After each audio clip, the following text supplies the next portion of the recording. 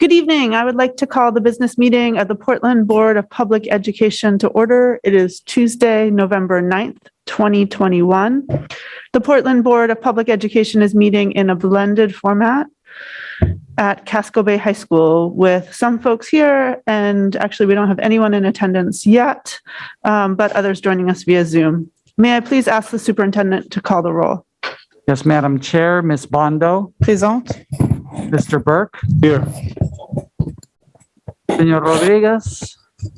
Ms. Russell Better. Here. Ms. Thompson. Here. Ms. Trevorrow. Here. Mr. Youssef. Here. Ms. Allen. Ms. Boxer McCumber. Ms. Chung. Here. Ms. Hill. Ms. Yangala. And Chair Victor. Here. So please join us now for the Pledge of Allegiance. I pledge allegiance to the flag of the United States of America and to the republic for which it stands, one nation, under God, indivisible, with liberty and justice for all. Okay, we're going to start our meeting as is customary with public comment. This is an opportunity for the public to comment on any issue that we are not voting on tonight. For issues that we are voting on, there will be a public comment period prior to our vote on that particular issue.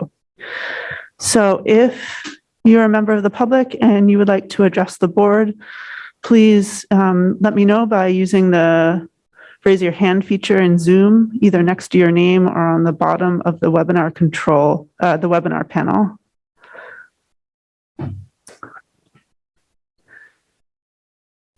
Don't see any hands, so I'm going to go ahead and close public comment. And again, for the issues that we are voting on tonight, specifically in terms of an issue area, our recommendations to the Charter Commission, there will be an opportunity for public comment during our discussion and debate on that particular issue.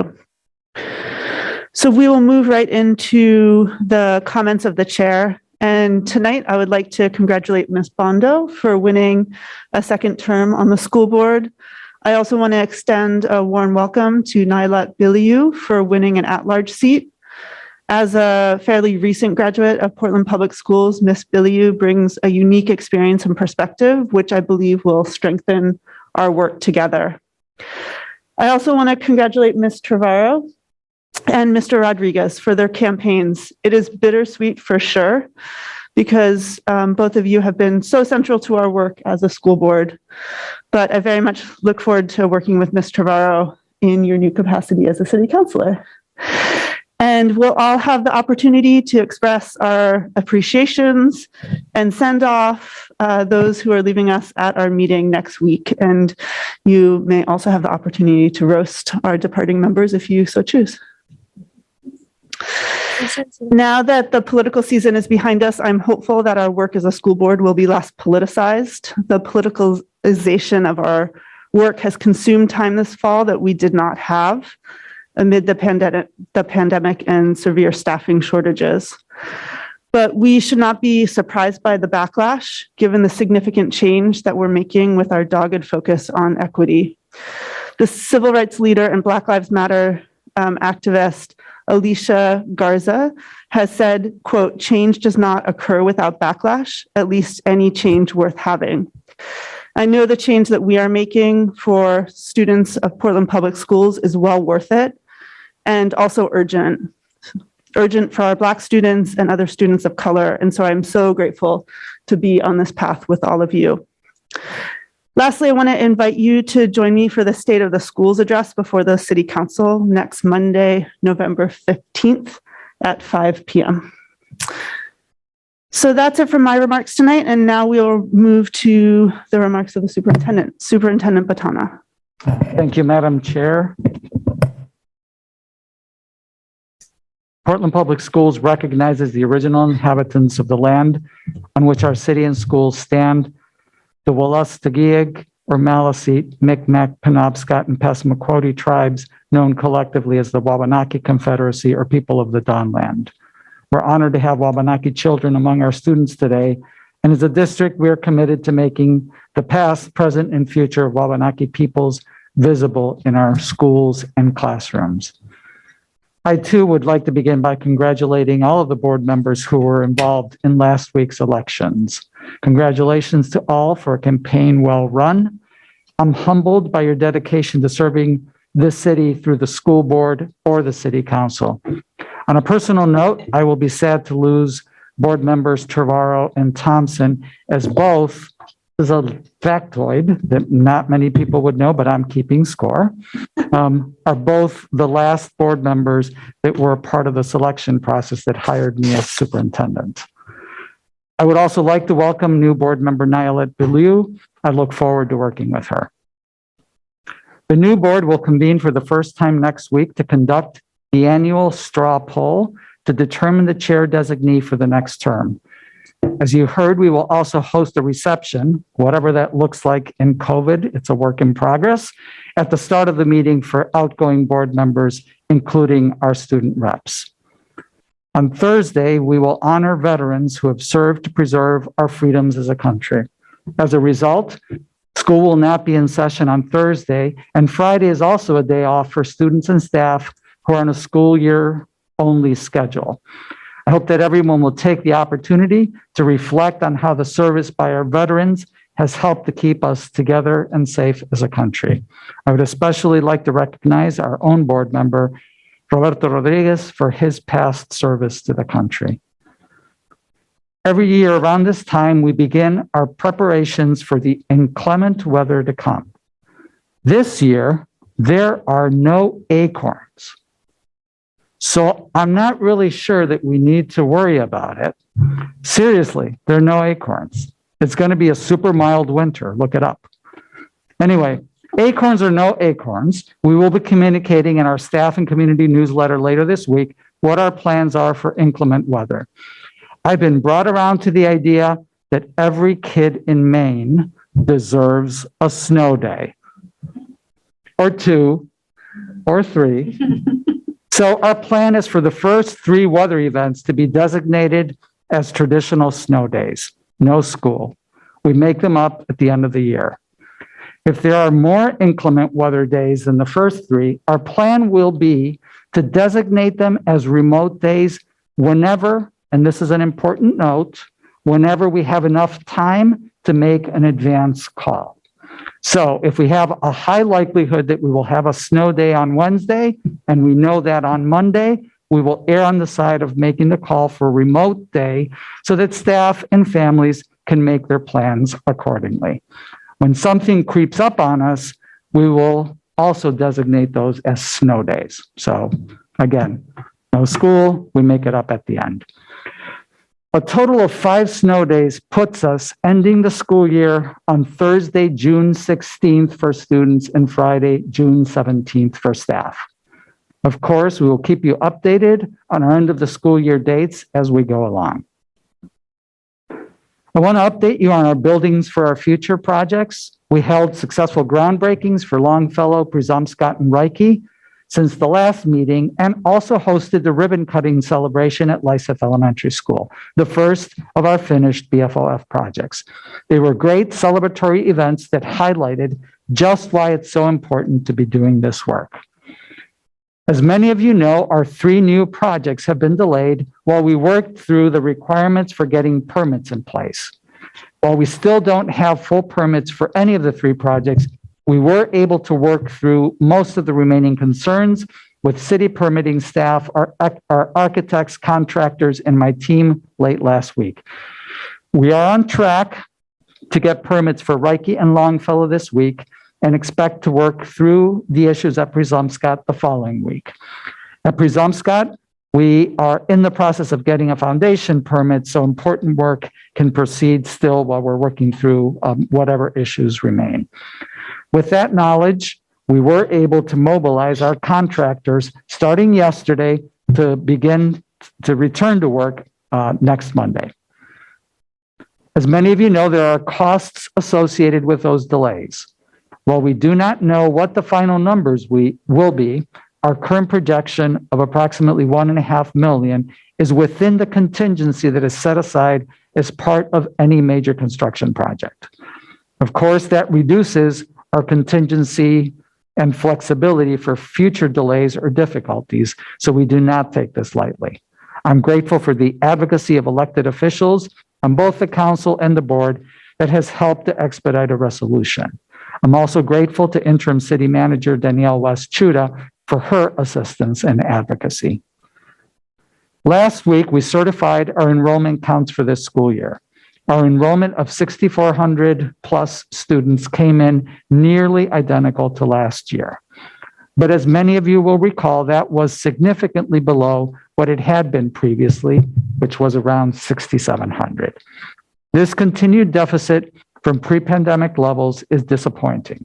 Unfortunately, it's not confined to our experience.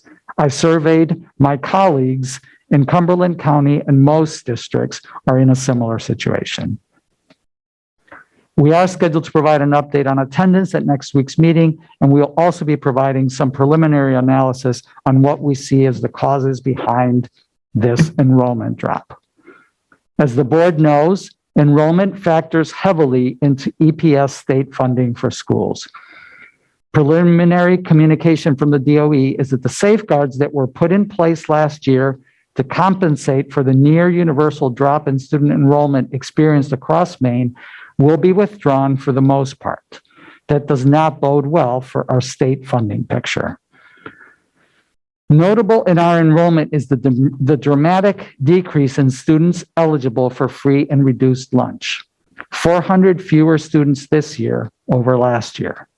This will have additional implications for our EPS funding, as well as in federal funding and federal funding eligibility for us as a school district for years to come.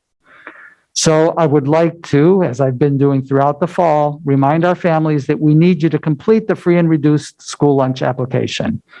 While we no longer charge anyone for school breakfast or lunch, thanks to the state, federal programs and waivers, there are benefits to the district beyond meals that accrue from free and reduced lunch, and our ability to provide services to families is tied into a true count of need in our community. I would like to express our heartfelt sympathy to Portland Adult Education Director Anita St. Ange, who lost her brother this past weekend. Anita, you and your family are in our thoughts and prayers. I also want to remind you and our viewers that the Turkey Day football traditional is being renewed this year after a COVID hiatus last year. This will be the 109th edition of the game, and it's scheduled for Thanksgiving Day, so Thursday, November 25th, at 10:30 a.m. at Fitzy. Tickets are $5 for general admission, $3 for seniors and veterans, and free for students with an ID Metro Pass. Tickets can be obtained on Ticket Spricket or at the stadium on game day. We look forward to seeing many of you come out to enjoy this classic matchup on what will undoubtedly be a beautiful day for a football game, since there are no acorns. Finally, I would like to conclude this section of my remarks by congratulating Wyndham Raymond School Superintendent Chris Howell on being named Maine Superintendent of the Year. Chris is a great leader in our region and most deserving of this honor. I would now like to begin our school reopening update. As we've been doing for the past year, we provide a comprehensive update on our school reopening plans at board meetings. Last week, we saw an additional 21 cases with a total of 45 close contacts. The number of positives is a high watermark for us this year. We believe this is indicative of the high prevalence of COVID still in the community, as we continue to see few signs of in-school transmission. That, along with a relatively small number of quarantines, shows that our mitigations are working as designed. We're happy to be able to continue to improve on these procedures. As I foreshadowed at our last board meeting, we've scaled up school testing since we last met. First, we expanded to include our in-district pre-kindergarten programs. And then last week, we began to test middle school grades 7 and 8 so that the full middle school student body is now eligible for pooled testing. We currently have about 3,000 students participating from pre-K participating in pooled testing, which represents almost 2/3 of all of our eligible participants. Another new tool in our arsenal is vaccines for students ages 5 through 11. The vaccines were finally approved for emergency use by the CDC and FDA and started rolling out immediately. The Maine CDC, working together with the Maine DOE and Governor Mills' office, prioritized schools as vaccination sites. We as a district have been paired up with Northern Light Medical and are scheduled to begin next Monday what will be an aggressive schedule of vaccine clinics in our elementary and middle schools. Schools are actively distributing educational materials and sign-up information to families to ensure that as many students as possible are aware of and make an informed decision about whether the vaccines are right for them. We also have a banner on our webpage with all of that information, and I urge everyone to follow that and make the informed decision. I would like to take the opportunity to once again thank our school nurses, led by Tina Valiu, for their commitment and dedication to public health outreach. We're coming off a successful round of staff and student flu vaccine clinics and jumping right into the next one. I also want to recognize our community partners, including, of course, Northern Light Healthcare for their tremendous support through this pandemic, Greater Portland Health for their continuing service, including providing our fabulous Chief Medical Officer, Dr. Gita, and new, but no less great, the United Way of Southern Maine for organizing volunteers to support our clinic logistics and administration. We couldn't do the work that we've been doing without all of these and so many other partners. I also want to update you on our staff vaccination efforts.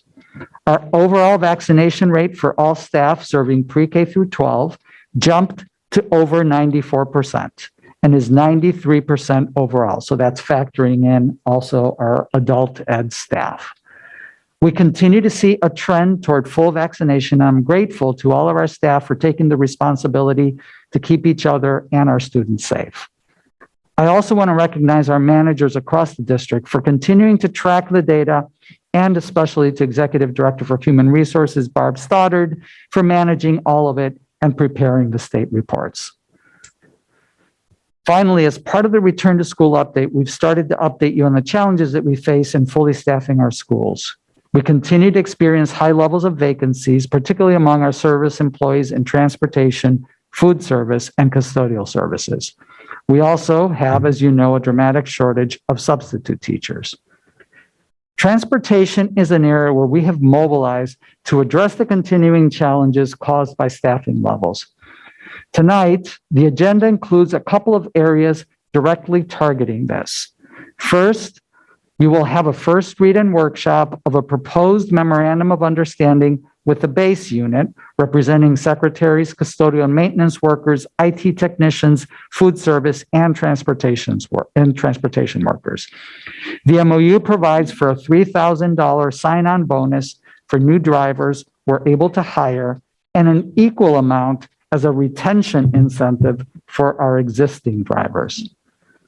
Additionally, we have a block of policies and procedures on first read tonight that are designed to facilitate the use of non-traditional drivers to help transport students to school and to activities when we're not able to do that through our traditional means. We look forward to discussing those efforts later tonight and at next week's board meeting. We're actively looking for other means to transport students. We were able to add one more contracted bus and a 15-passenger van to help fill in when we have absences. This has helped to reduce the immediate pressure on the department for when we do have staff absences. We continue to look for additional contract providers, including exploring the leveraging of home health transportation providers. We've also reached an agreement with Metro to enable our middle school students to use their service when we need to cancel routes. Students will will not need to do anything other than board the school bus board the Metro bus, and the driver will note that, and we will get the bill for the fare. We're looking at ways to extend this same service to elementary families, provided that they are with an adult family member. We've also successfully recruited some of our ed techs working in buildings to serve as assistants on some of our bus routes where we have been running without. We're also looking at leasing 12 passenger vans from car rental providers that can be used by staff and approved volunteers for emergency transportation purposes and for some of the athletic transportation that we're currently unable to provide. We had previously tried to purchase vans for this purpose, but the supply chain problems make it impossible to get them right now. I'm grateful to Director of Communications and Community Partnerships, Grace Valenzuela, and her team for their creative thinking and tireless efforts to support our transportation department in this time of challenge. While we continue to feel pressure in this area, I'm happy to report that we are making progress. And last but not least, we're prepared to launch our volunteer program to provide meals to students who are quarantined. A group of 35 volunteers has been identified who will drive meals to the homes of students who are quarantined. This is a result of a collaboration between our social workers, our partnership office, in particular NYLA WISA, and community agencies such as the Southern Maine Agency on Aging. Again, I'm grateful to the greater Portland community for pulling together to find solutions to the problems brought on by this pandemic. And that concludes my report. Thank you so much, Unless you have any questions. Thank you so much, Mr. Superintendent. Are there questions? I see Ms. Russell-Better. Thank you, Superintendent. That was a wonderful update to get all that information. I just had a couple quick questions. Just one was about the middle school, option for bus. So is that in the case that, say, a student's route couldn't happen for that day, that's when the student could then, as you're saying, board the bus? So is that active now, like as if that was to happen? So if that were to happen, we would notify. We're still working to sort of finalize the protocols, but okay. Our transportation office would notify dispatch at Metro that students at Presumpscot, Moore, and Talbot will be impacted today. So if you have people boarding that are going to any of those schools and are middle school students, just don't ask them for anything. Just let them board the bus and send us the bill. Okay. And so will that be through the middle schools that families will be, the information will be started? And we're putting out our community newsletter this week. Oh, right. And so we have a healthy update on all of these protocols. We have like a flyer about what students need to do in order to be able to access that and things along those lines. So. Thank you. I'm just so grateful for all the, as you said, creative problem solving around that. My other question was just also excitement about the volunteers for delivering meals.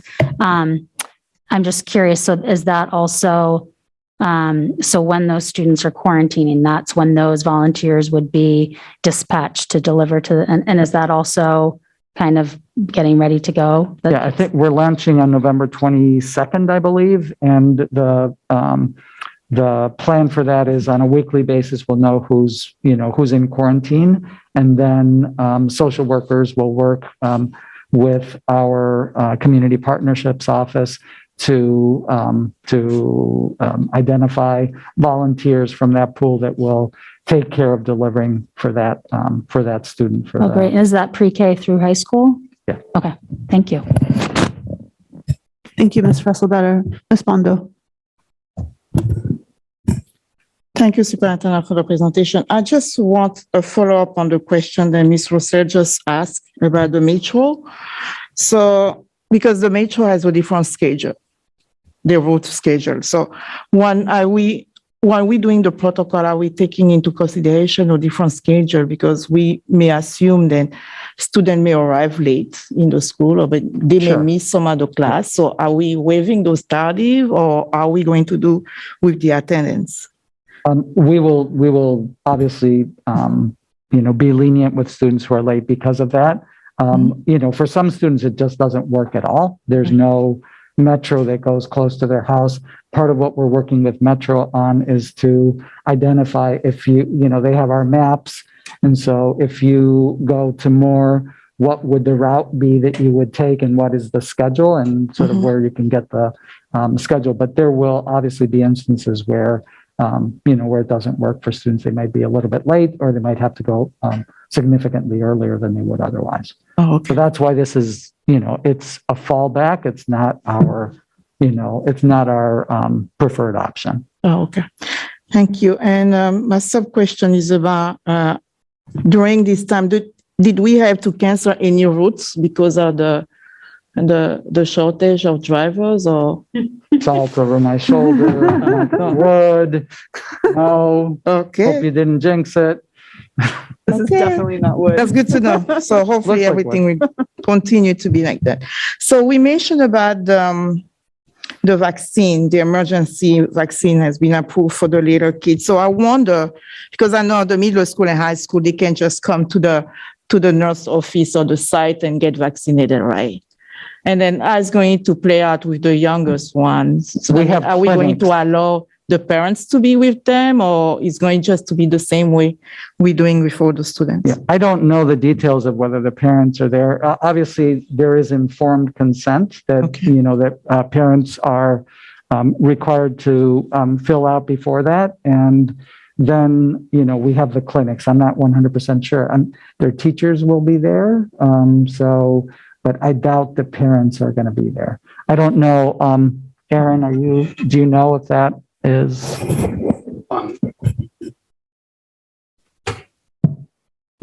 Good evening, everybody. Aaron Townsend. No, I don't expect that we'll have, significant parents present. I mean, that would potentially be a lot of parents in the space. So we already have the alternative providers through Northern Light as our designated healthcare provider that we're working with.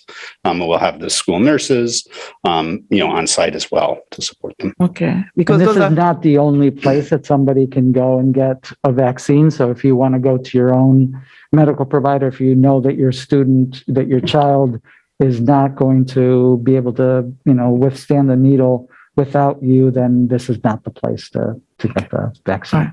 And Ms. Bondo, this is how we do flu clinics as well. So the flu clinics were just at least at Reiki. That's true. That our flu clinics, which just finished, they did not have parents. Okay, perfect. Okay, thank you so much. Thank you, Aaron. Ms. Chung. I have a general question about the free and reduced lunch papers. I know it's something that we've been talking about for a long time, but as we get closer to the deadline, I guess I was wondering about how we were planning on, or how we have been promoting it to schools, or what we've been telling administration to promote. Because to be honest, I haven't really heard much, from my perspective. Yeah, I mean, we sent it, every family in Portland Public Schools receives a letter from us in September, or late August, early September, with the form. We also inform the schools of students who were eligible last year and are no longer eligible this year. So they are not direct certified, which is the way in which right now the bulk of our students that we do have are coming through something that's called direct certification. Means that they're eligible for a series of, one of a number of state and federal relief programs. And so we already get a list from the state government that tells us all of these students are free and reduced lunch eligible, so we don't need forms for them. And then the ones who were eligible last year and are no longer this year because they're not direct cert and we don't have a form, those are the ones that our principals and social workers are asked to follow up directly with. Oh, I didn't know that there are people who are just automatically in the system. Oh, okay. Yeah, the bulk of our, I think 60% of our free and reduced lunch students come through direct certification.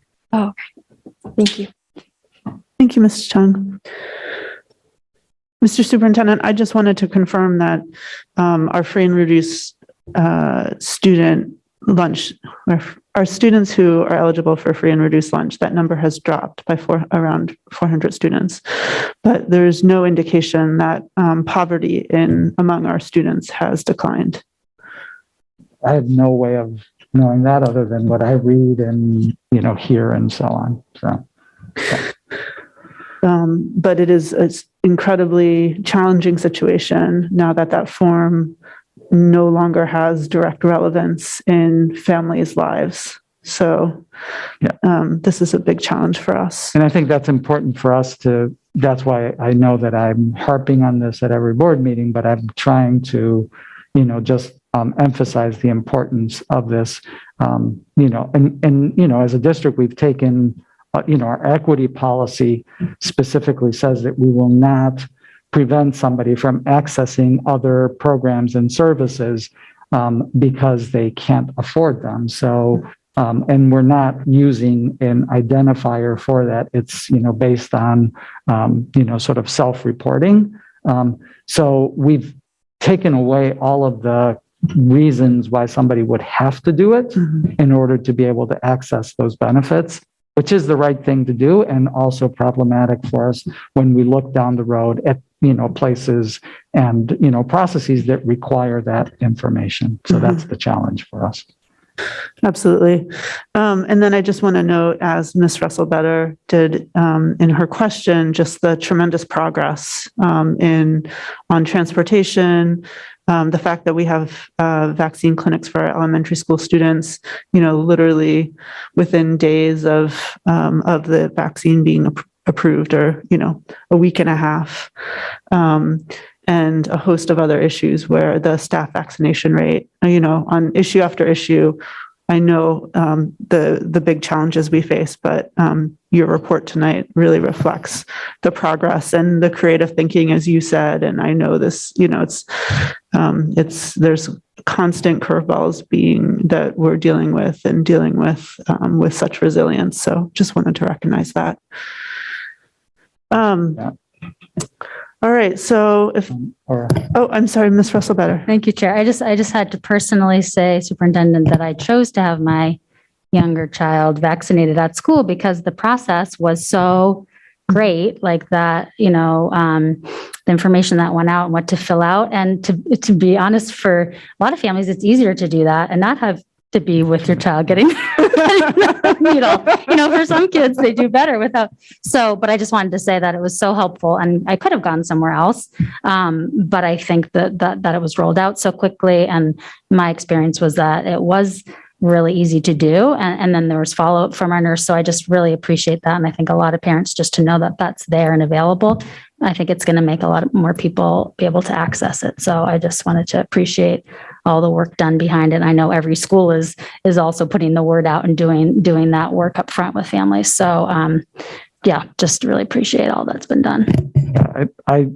I want to just, shout out, obviously, our nurses and our team internally, but I also want to just sort of at a macro level say that the state really hit a home run with, really prioritizing, doing this directly through schools. We've kind of had our ups and downs on these things with with teacher vaccines being slow to roll out and things along those lines. So it's awesome to see the way that they've really embraced it. And, everybody is able to get those vaccines and to have the clinics at schools. And that's awesome. Just for the benefit of the board members that don't have elementary school students, I believe that we received, as families with elementary school students, I believe we received notification of when our students could be vaccinated at school the day after the vaccine was made available. I mean, it was immediate. So, yeah. Okay, well, thank you so much for that, for your remarks today, Mr. Superintendent. Now we're going to move to the report of the Secretary, consideration and action to approve the meeting minutes of October 19th, 2021. Is there a motion? Mr. Barr, and seconded by Mr. Youssef. Thanks for helping out here. Are there any questions on the motion? Seeing none, I'm going to move to public comment. Is there any public comment? And this is specifically on the minutes from our last meeting, our meeting on October 19th. Seeing none, I'm going to close public comment.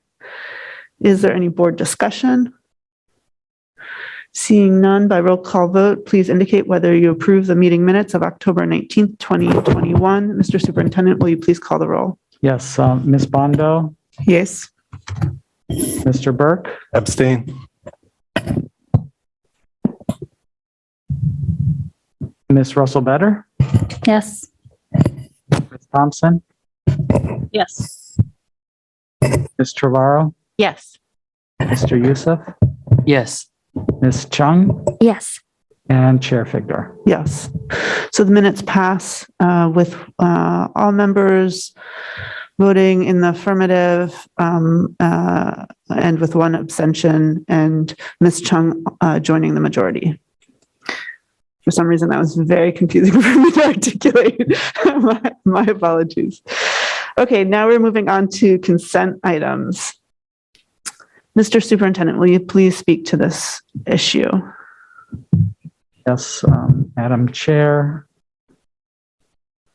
Under Board Policy KCD, the school board accepts by unanimous consent contributions made to the school district. It's required by that policy. All of the donations are listed in the board agenda under this item. And our practice is for each donor to receive a written contribution acknowledgement expressing our heartfelt gratitude, as well as for their tax purposes. I would like to thank the many generous contributors to the Portland Public Schools who have made donations of durable goods, goods of substantial value and historical or commemorative significance, which this time include for Reiki Elementary School, school supplies and backpacks from Amber Wilson of Enclave of Scarborough, school supplies from Ashley Gannon of NBT Bank in Portland, school supplies from Mary Zwolinski of Portland, backpacks and school supplies from Susan Schwartz of the National Council of Jewish Women in Portland, healthy snacks from Kathleen Kerr of Northern Light in Portland, and 67 backpacks with supplies to the first grade class from the employees at Carey's in Portland. For Ocean Avenue Elementary School, gift cards from the Pleacher family of Portland, mittens and hats from Kathy Stevens of Saco, socks and underwear for the clothing closet from the Libby family of Portland. Lyman Moore Middle School received school supplies from the First Lutheran Church of Portland. East End Elementary School received 70 backpacks to the fifth grade class from the employees at Carey's in Portland. Portland High School received gift cards to Hannaford's from April and Dennis Noonan of Portland. And the Island Schools received a 1999 Club Car road-ready gasoline golf cart from Michael Sylvester of Peaks Island. And I cannot wait to get out to, I'm not sure which island is getting it, but I am looking forward to riding that golf cart. So we're very grateful for the generous support and contributions to the work of the Portland Public Schools. Thank you so much. Such generosity that you ran through tonight. Okay, now we are moving to our board focus, and this week's board focus is on expanding access to higher level coursework in high school. Mr. Superintendent, please take it away. Yep. Tonight's board focus on educational issues focuses on our efforts to expand access to higher level coursework in high schools. As some of you may recall, we've been fortunate to have the support of the Barr Foundation to better understand our high school outcomes. In the first round of our partnership, Barr provided the resources to take an in-depth look at post-secondary education success of our students and look back at the markers of that success along the way.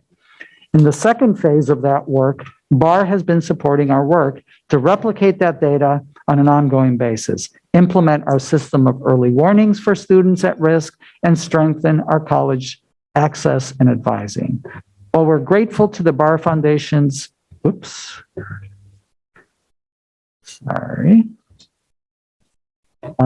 we're grateful for the Barr Foundation support, we have been very purposeful in making sure that we do not think of this as the Barr work or in any way different or disconnected from the work that we're doing as part of our Portland Promise. So tonight we wanted to update you on the work that we're doing to increase the percentage of students who are prepared and empowered for success through college. One of the key learnings from the study that we did 2 years ago is that involvement in rigorous coursework is a very significant correlate with persistence and success in college. The curriculum committee is advancing a proposal to eliminate our current advanced placement policy as part of our efforts to increase access to rigorous coursework, such as advanced placement courses. So as part of contextualizing that and providing you an update on how we're advancing our core curriculum and instruction work, one of our top priorities at the high school level, I will turn to Assistant Superintendent Malia Nally and her team to lead that presentation. Great. Thank you, Superintendent. Good evening, everybody. And for board members, you all have a printed copy, great. And we did get this up online because there's some small data points that we're going to be looking at. Can I just request, so maybe next time, if we can have those earlier, so we can be able, because this is just a presentation, because this is really important, and we just get everything on the spot here with the presentation and hand the handbook. If we can have something in advance, so some board member can have a time to read at home and, you know, make sure we're getting some notes. Just something to think about for next time. I would love to be that planned and prepared in advance, Mickey, but you should know for the curriculum committee, this is all repeat data, but yes, for the rest of the board, I understand some of it's new. And it's hard for us, you know, we want to be able to provide this information and have it be what you're going to see. It's also not the end all of this issue. So this is not something that you can't come back to and, you know, continue to ask questions about later. You know, we're stretched thin to be able to get these presentations done. And so I just want to make sure that you understand that this isn't like, you know, you can take it home, you can come back and ask questions later as well. Yes, but let's just think about that for next time, because sometimes it's better for people to understand that one before than later on. So we can continue having questions. So that's just a request that I made. Thank you.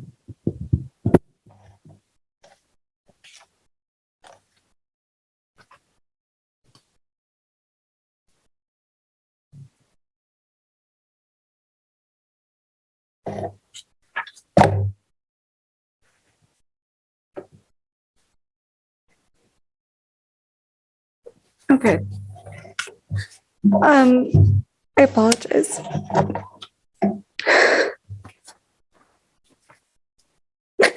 I'm sorry. We're working. Work harder than we are right now. So I'm so sorry if something that I hurt your feelings, but no, it's fine. Was not any intention.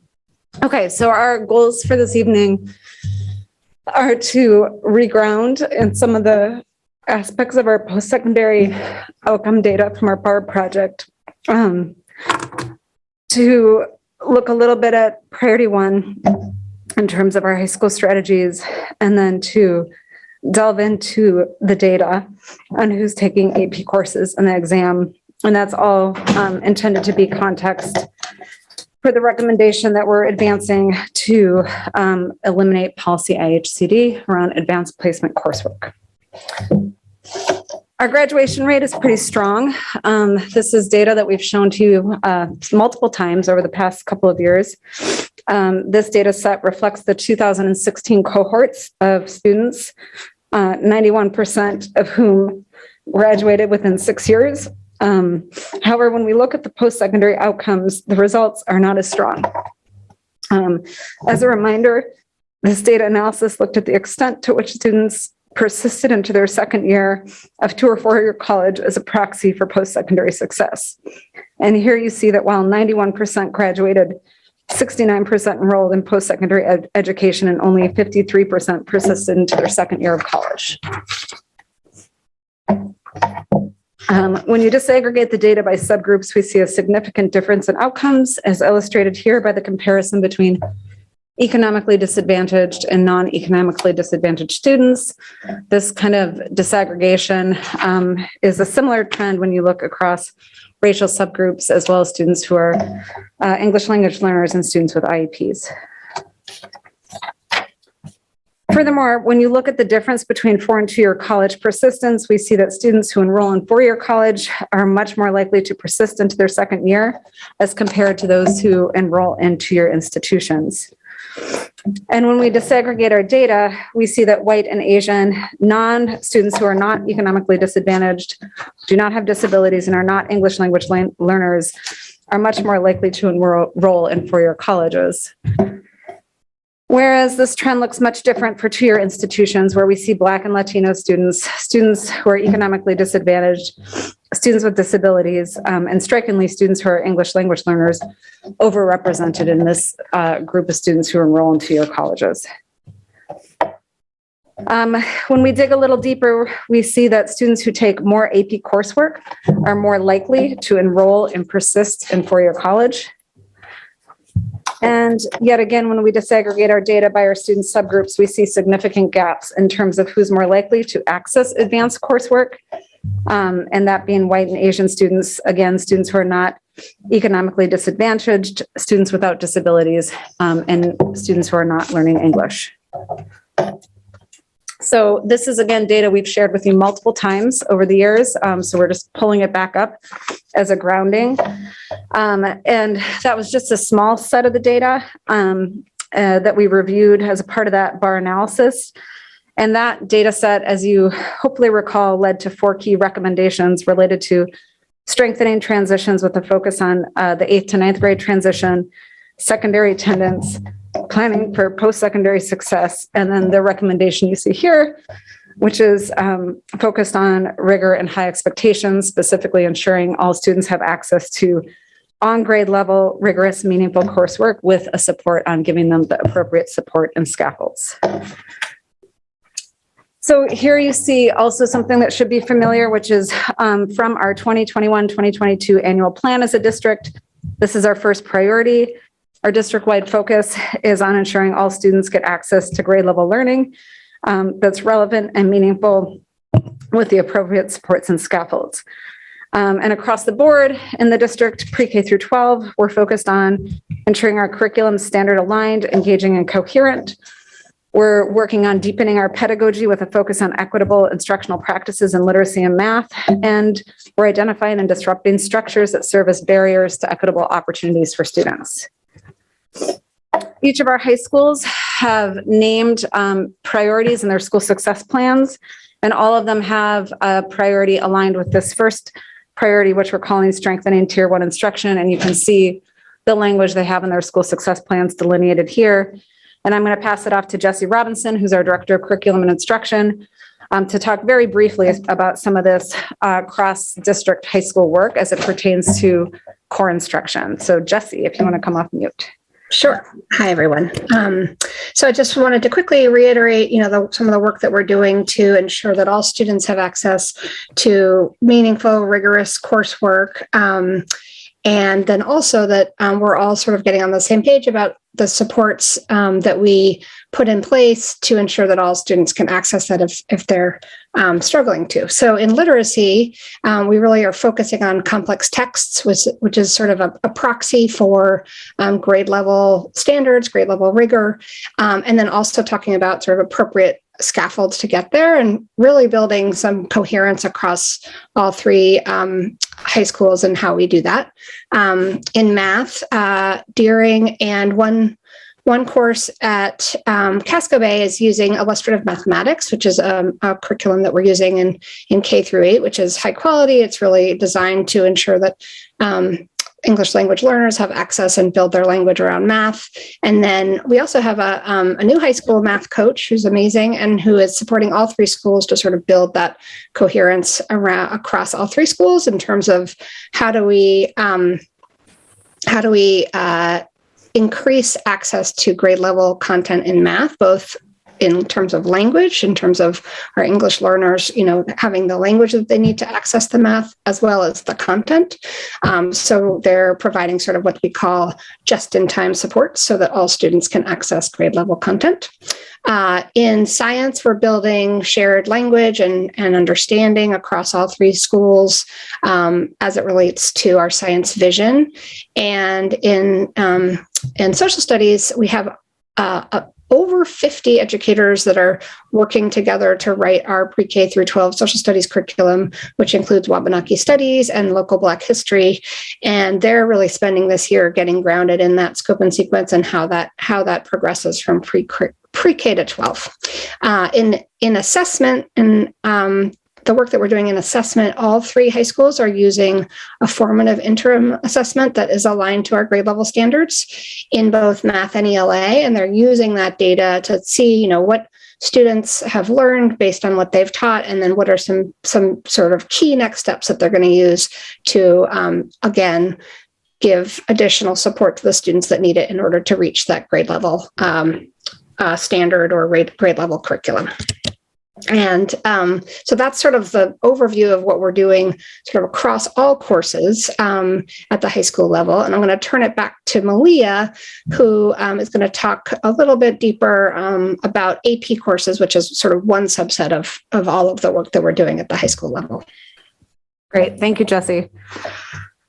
So with this larger frame around our high school outcomes and how we're seeing the role of core instruction, as Jessie mentioned, we now want to zoom in on one aspect of our high school curriculum, which is the AP courses. A couple things I want to say about this before we delve into the data.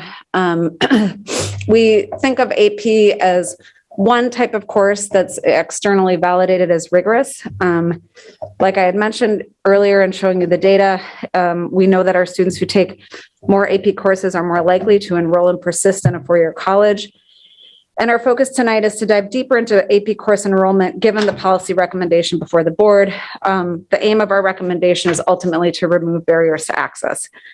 I want to make sure to name the caveat that AP courses are not the only rigorous courses. Our only path towards ensuring all students access and are supported in grade level learning that is rigorous and meaningful. So I'm going to step through some data that we spent some time with as a curriculum committee. And I first just want to shout out Bay, is it Held? I realized Held, Bay Held, who's our new data and reporting manager and a Deering High School grad, and she's amazing, and she's the person who pulled all of this data together for us. In terms of what we're looking at here, we're going to first look at who's taking AP courses. Then we're going to look at it broken down by our 3 high schools, and then we're going to look at the trends related to who's participating in and taking the paid for AP exam. In terms of the data set that we're looking at, when we get into it, you might notice that when we do district comparisons and break down the data by schools, the enrollment might look a little high. This is because we captured cumulative enrollment, which enabled us to see all students who took an AP course at any point in the year, as compared to looking at the data as a single point in time based on the October 1 count.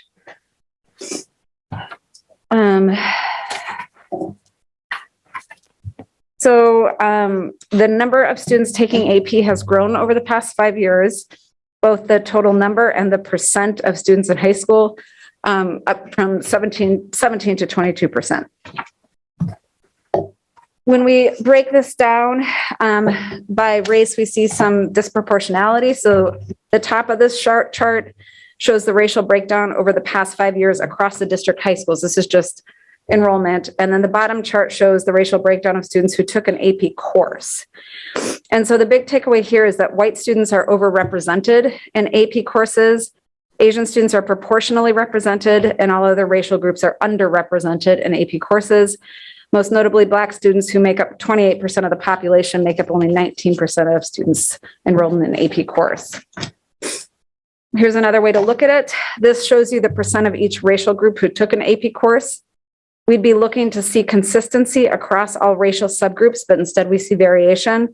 And in particular, we notice that Black and Hispanic Latinx students are notably lower.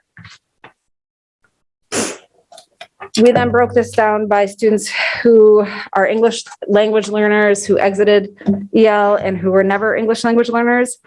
And similar to what we saw in the Barr data that I showed you earlier and that we've looked at in the past, we see the percent of native English speakers, so students who were never English language learners, is overrepresented in the AP student population, and English language learners are underrepresented.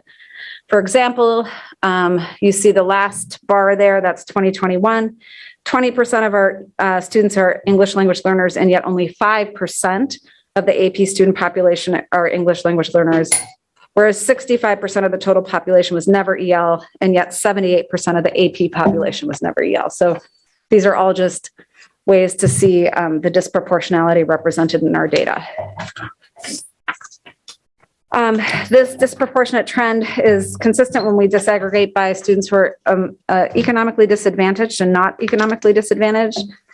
Overall, the percent of economically disadvantaged students is decreasing, but as we talked about even earlier tonight, we think that's in part due to less completion of the forms.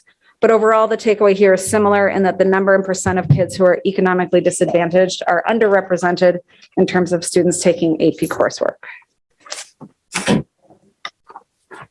So now we have a little bit of the data broken down by the 3 high schools.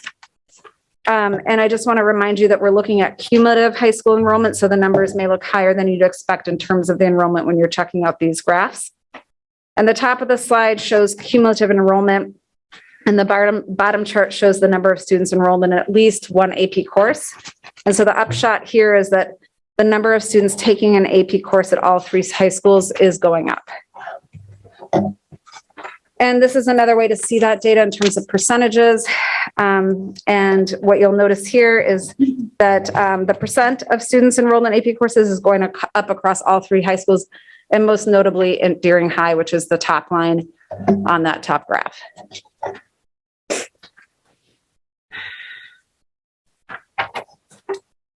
And so then we disaggregated the data by race at the 3 high schools. And we see the disproportionality that follows the trends we just looked at the district level when we were looking at the data in aggregate, plays out across all 3 of our high schools. But you do see some variation in terms of the degree of that disproportionality across the 3 different high schools. And so on, I guess, my left, when I'm looking at this, is Casco, and then in the middle is Deering, and then on the right is Portland High. And again, the top is enrollment, and the bottom are who's taking AP courses. And ideally, we'd want to see all of those bars looking the same top and bottom, because that would represent proportionality. And then we did this also by disaggregating at each of the high schools based on students who are economically disadvantaged and those who are not. And once again, we continue to see this trend of disproportionality play out across all 3 high schools, but to some extent to varying degrees by the different high schools. And again, it's laid out Casco, then Deering in the middle, and then Portland over on the right. So now we're going to look at who's taking the AP exam. And before we are just kind of, as we're jumping into this data, I want to call your attention to the current policy, which is on the books. And this policy asserts that students who register for AP courses are required to take the AP exam. So that's the issue that we've been talking about for a few years, and whether or not we think that we should maintain that expectation in a policy around that. And so given that that's the focus of the policy, we wanted to understand what's happening in terms of students who are taking AP courses and whether or not they're actually taking the paid for AP exams. And so here you see 5 years of data just broken down by all 3 of our high schools. And what this chart is showing you are the number of students who took the AP course, the number who took the test, and then you get the overall percent.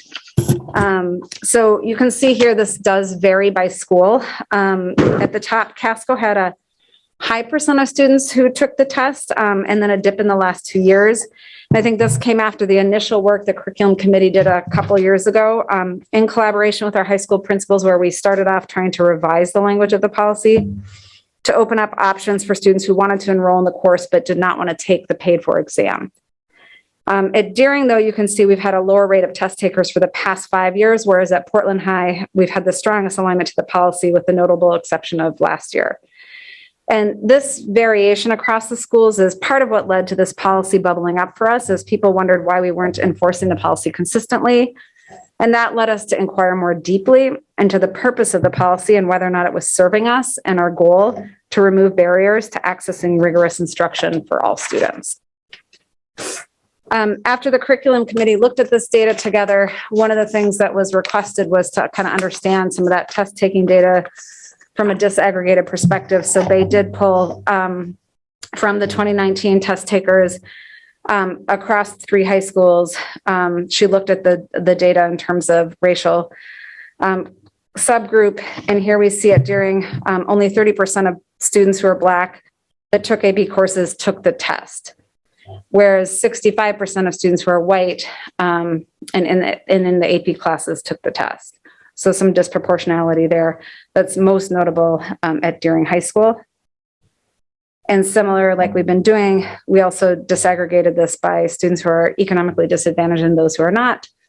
And a similar kind of trend here where during only 34% of economically disadvantaged students took the AP test, while 64% of non-economically disadvantaged students took the course. So you see greater proportionality at during high, and you see more inconsistency in terms of which student groups were taking the paid for exam at the end of the course. So kind of that leads us toward the recommendation that's before the board in terms of the first read tonight. And so ultimately the curriculum committee voted unanimously and in alignment with school and district leadership to eliminate the policy rather than to revise it. While AP courses are not the only path toward rigorous instruction, they are one clear way that students get access to rigorous coursework. And our data clearly shows that students who are enrolled in AP courses correlate with stronger post-secondary outcomes. This policy is not required for districts to have, and so our recommendation is that we eliminate it and have schools use the revisions we crafted a couple years ago when we started to work on this to guide practice at the building level. And we believe this is one step towards reducing barriers and increasing access to rigorous courses for all students. And so that's where we are for tonight. We're happy to take questions. Jesse is here. Molly Myers, who's our transitions and academic supports coordinator, is also on the call. Bay and Gavin from the data team are on the phone ready to answer questions. And my sidekick is here as well this evening. So happy to take questions. Ms. Thompson. Thank you. And thank you for this information. I have a question for you. AP versus, do we have data on the students that take classes at SMCC, USM, and St. Joe's? Because I know that, for instance, it's been a little while since my kids were in school, but both of them, opposed to taking AP classes, took classes at USM because they would get the college credit and it wouldn't be contingent upon passing an AP test in order to get the college credit. They could still excel in college and not have to pay for the AP and be contingent upon passing a test. So I'm wondering, are we keeping side-by-side data on that? And if so, do we have, what's the proportions of accessing the colleges versus our AP? Because personally, I always would steer people away from AP classes and tell them to go to the college. So I'm just wondering if you could talk about that a little bit. Yeah, so I mean, we do have that data. We don't have it tonight because the point of this evening was to tee up the AP policy and the specific recommendation for that. I don't know exactly in terms of the disaggregation what it will show, so we can follow up on that. I suspect there'd be some similar patterns, but I mean, I think your question raises a bigger picture question that the high school team was talking about, which is, you know, big picture, if our goal is giving all kids access to rigorous coursework with the appropriate supports and scaffolds, you know, AP is a way to do that. But, you know, a lot of these other courses and the dual enrollment are other ways and might have other benefits. And so we're kind of digging in on that in the context of that priority one work that Jesse talked about in terms of tier one. But we could follow up on the data, but I think folks are interested in asking good questions about ultimately how do we get more kids to access rigorous coursework and what's most beneficial to kids ultimately in terms of setting them up for post-secondary success. And I just mentioned that because of sometimes the expense of the AP. And I know that we years ago, we put in place that we would pay for the AP exam, but that was always another barrier for students because of that cost. And whereas the SMCC and the USM classes are free. Right. That's why I was just wondering, you know, the correlation to that, because it does have a tight correlation to the AP and who takes what. Which is why we're proposing to eliminate the policy as it currently stands, to remove that particular barrier so that people can continue to go to those, continue to take AP classes without being burdened by the cost. I will say nationally that the data is strong for, again, this correlation that advanced coursework, that the best preparation for doing well in college is taking a college level class. And that's what an AP class is intended to be. And that's what obviously a college level class is intended to be. So, as Malia said, we've not looked at that yet, but we have the ability to do it. And if it bears out with national trends, it'll show the same thing, that, the kids that go on to persist in college are kids that have been exposed to, the rigor of college. Yeah, I just want to make sure that we were still on my way out here, that we were still promoting Yes. colleges as much as possible, because that seems to be like the hidden gem that a lot of people, I was surprised over the years, didn't know that the students could take 2 or 3 courses at once per semester. So Yeah, absolutely. thank you. Thanks for raising that up.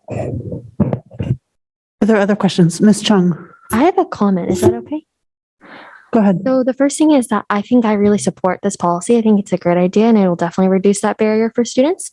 The second thing is I wanted to, speak on a little bit of a nuance to one of the statistics about how we have it looks like we have 50% compared to the other 2 high schools of actually taking the exam.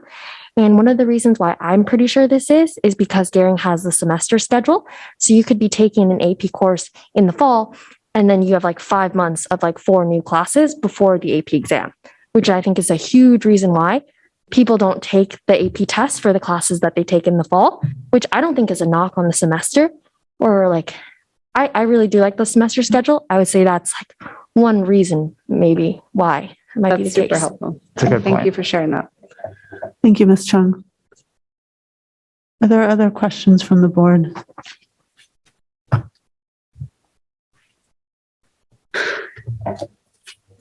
I don't see any other questions. Thank you so much for this presentation and the data, which is just so rich and illustrative as we get ready to consider the policy change. So thank you so much, Assistant Superintendent Nally. Thank you also to the rest of the team that helped to put together the presentation and deliver it. And again, I think the data, a lot of the data that you saw is data that you've seen before through our Barr work, and some of the newer data that you saw around AP is our own work that we're able to do now. And so I do want to shout out our data team for really helping us to step up our ability to do that. So, yeah. That's it. Thank you, Mr. Superintendent. Okay, now we're moving on to old business. We have just a single item tonight: consideration and action to authorize the chair to finalize and deliver school board recommendations to the Charter Commission. Is there a motion? Ms. Bondo, seconded by Mr. Burke. Mr. Superintendent, do you want to speak to this item? Yep, I will be happy to. So throughout the fall, we've been dedicating time to looking at the work of the Charter Commission as it relates to school governance and operations. In September, we held a workshop with you to discuss the legal parameters under which the Charter Commission is bound by state law and looked at how those boundaries have been operationalized in Portland under the current charter, and also how that stacks up in comparison to similar municipalities across the state. Back in September, when we did that, you agreed that the board's finance and personnel committee would engage in the discussion of the learning from the workshop and the interests that had been articulated by different board members to develop a set of recommendations to submit to the commissioners. So the finance and personnel committee devoted its meeting back in October to this pursuit, and the recommendations were documented and included in the board packet that you reviewed on October. At that time, we walked through the recommendations, and you had an opportunity to provide your comments and thoughts. Our legal counsel, Aga Dixon, did additional research around some of the questions that we had raised on those issues. Today's packet includes an expanded memo supporting the recommendation to have the board become the legislative body, actually to have the voters become the legislative body for the school budget. As you may recall, also at that last meeting, we discussed a couple of key items that were outstanding about bonding authority and capital improvement plans. Drummond Woodsum also looked at this issue carefully, and the recommendation that we're advancing today, so that's reflected in the summary of the recommendations in those areas is that for bonding, we not pursue separate bonding authority. However, the recommendation that we are advancing is that the board be granted the ability to advance major bonding consistent with the charter based on its own vote, and that the council's function not be one of oversight, rather one of bringing it to the voters and administering the election and ensuring that the bonds and issuing the bonds if it were approved by the voters. Regarding capital improvement bonding, the recommendation is that there be a joint committee established to review both the city and school board CIP recommendations and advance that recommendation to the city council for final approval. The recommendations have been updated. You will see any changes that were made highlighted in bold where something was added or struck through when something was deleted.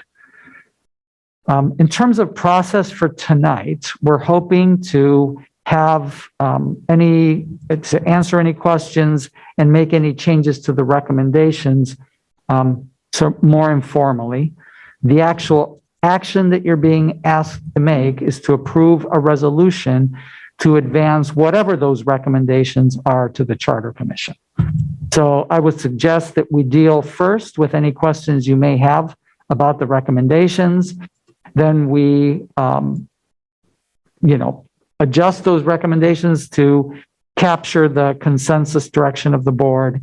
And then we can do a motion to advance the resolution and a second in the discussion about the motion itself, so that the procedural piece will be really tied to the motion to the authorization to advance the recommendations, and we can have more of a sort of informal discussion and adjustment to those charter recommendations. So that's it. And then ultimately, of course, your vote for that resolution will be a vote for the recommendation. So if in the end, the charter recommendations that we work through today are not to your liking, your option would be to vote against the authorization to move this forward to the council. Does that make sense? Is everyone clear on the process? Ms. Thompson? The one we're using is the 10/19/21, right? That's the latest and greatest version. Okay, thank you. Mr. Burke? Similarly, just have a document management question. So the 10/19/21 is the current version, and then Superintendent, you seem to reference a memo with summary. Is that synonymous with that same document, or is that another one of these documents? So the Charter Commission proposal revised 10/19/21 is a slight update from what you saw over the weekend, and that is the recommendations. What was your other question? I thought I heard you reference a memo with a summary in it, and I was just wondering which document that is. There's an additional memo from Drummond Woodsum. That's the Drummond Woodsum. Yeah, it's the Drummond Woodsum, the last one, the November 5th dated meeting. And that's specifically looking at those two issues, the bonding authority and the legal basis for making the voters the legislative body for budget purposes. And then just to make it as clear as possible, we can change the specific document with the recommendations, with the substantive recommendations. We can make changes to that tonight. When we're satisfied with the document, then we'll move to formal consideration of giving the chair authority to forward the final recommendations to the Charter Commission. So there's opportunity now to discuss and change, but not through a formal amendment process, just through a discussion. Thank you, Mr. Superintendent, for all that setup and background. Appreciate that. And so I wonder if it would be helpful to just go through each of these and just talk through what we're proposing. And I'll be glad to lead that, and then we can, just add to that. So the first one is this, very critical issue of making the school board's discretion be the sort of the governing decision making around what goes to the voters. At the end of the day, the voters, as required by state law, will still have the final word on whether that is the budget that is approved.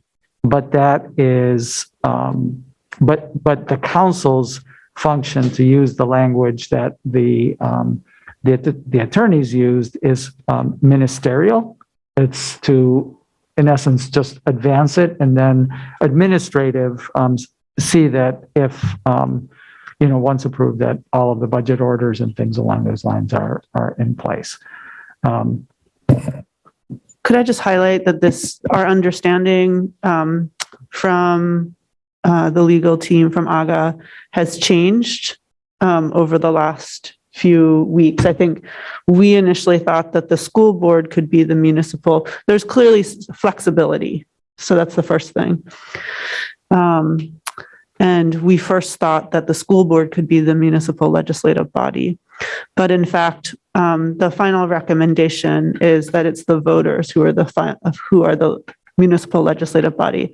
And that is well established in other places in the law, that the voters do serve as the municipal legislative body. You can think in towns without charters that have town meetings, the school board would approve a budget, it would go to town meeting. So maybe that comparison might be helpful, just to kind of be able to get your head around the concept. But this, I do want to just highlight, and the most recent memo just walks through the details here, but we've changed with the bolding and strikeouts, our understanding of how to essentially accomplish the same thing we have been talking about accomplishing it.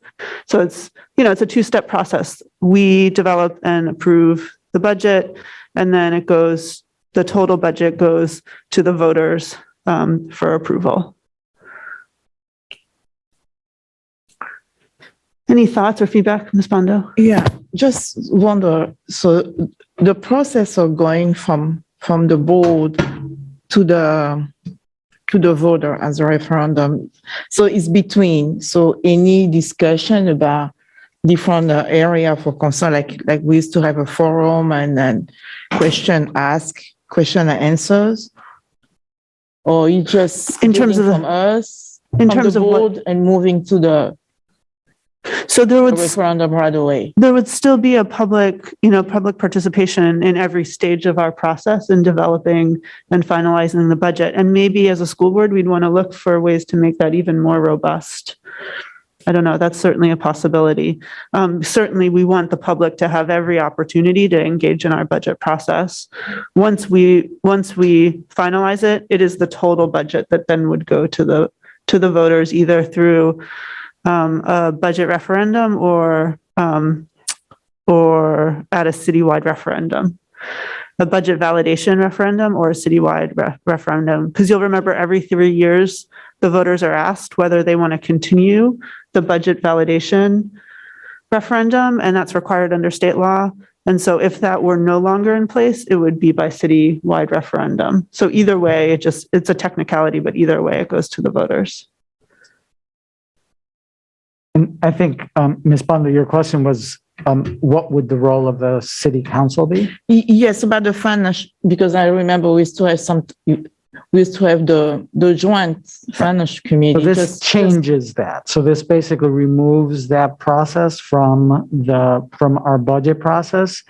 If this recommendation is advanced to the charter commission embraces it, and it's eventually approved by the voters as they approve the charter, then the city council's role would be limited to issuing, because they're charged with administering elections. Okay. So that's all that they would do. Now, that doesn't mean that they wouldn't necessarily,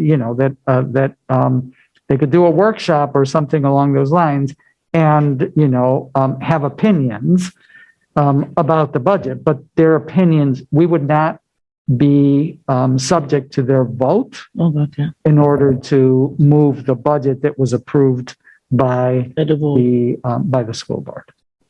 Thank you.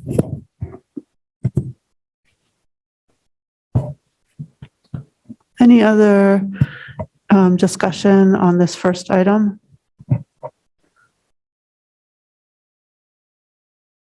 I think we can move on. So the next one is establish universal resident voting for municipal elections. And this has not changed at all from what you reviewed after the first set of recommendations. I did over the weekend, and I didn't talk to you, Madam Chair, but I did look at one of the comments that I had as a note about sort of wanting to emphasize the education process around voting so that people would not be taken advantage of. And we've not captured that in any way here, but. Will you remind me, what board member brought that up? Was that Ms. Bondo? I think it was Ms. Bondo that had raised that issue, and. Yes. Can you remind me again the issue?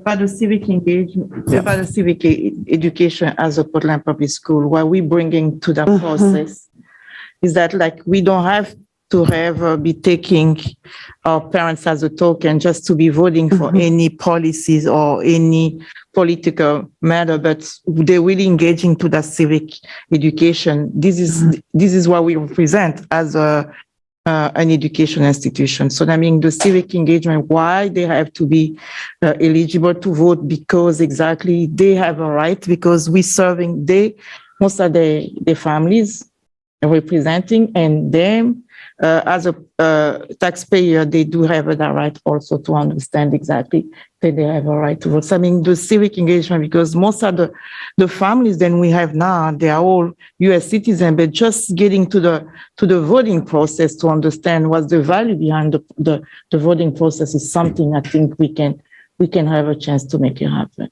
And so you're saying that this is what I wasn't clear. Are you saying that this is recommending that we as a school district the language then I see then we missing here, then we're taking that one to the civic engagement. I mean, was about us as a public, as a education, what we advocating for our parents, immigrant parents, to be able to vote on the municipality, especially around the budget.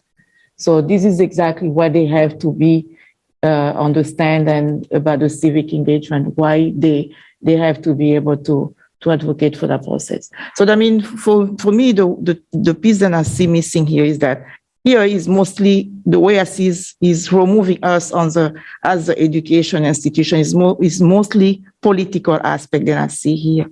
Instead, but the language that I was looking for is that something that will educate the parents so they can understand the civic engagement, why the process is really important, because we have the diversity of the student who really represent was the voter, and they have a right to really have a voice on the budget because it's reflecting to the children education.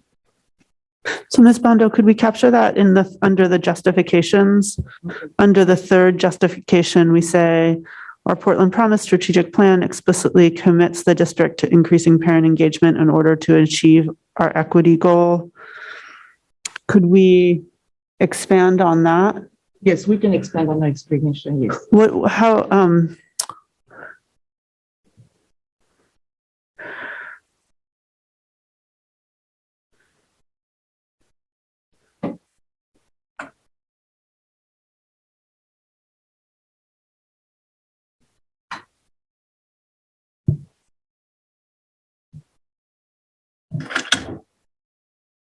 Have any suggestions on edits to that? Because I'm not sure.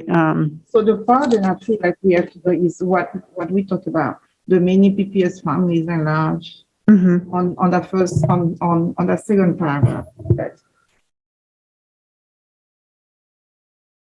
on the second paragraph. I think that's why I really want, if we can add the language to that, then they really, this is the power of the civic engagement, by knowing what's the value of voting on the municipality election is really reflecting the voice to be incorporated for around the budget, because they're really part of the process. Could it be something like in that third bullet, something to the effect, our Portland promise explicitly commits the district to increasing parent engagement, something like real engagement or meaningful engagement includes, understanding and having a voice in key issues like,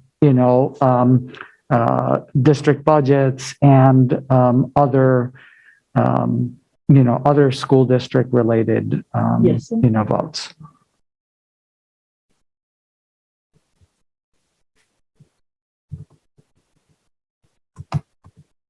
Okay. Thank you so much, Ms. Bondo.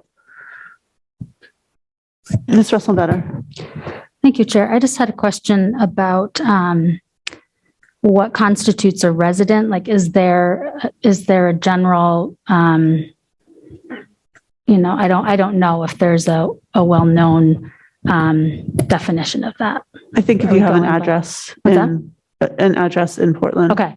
So being a resident doesn't mean having lived in Portland for some period of time or anything. It's really just having the address. I just was curious if that was addressed, just so we know what that means. I'm looking at Ms. Trevara. I'm sure there's some time period, but yeah, or maybe not. I'm not sure.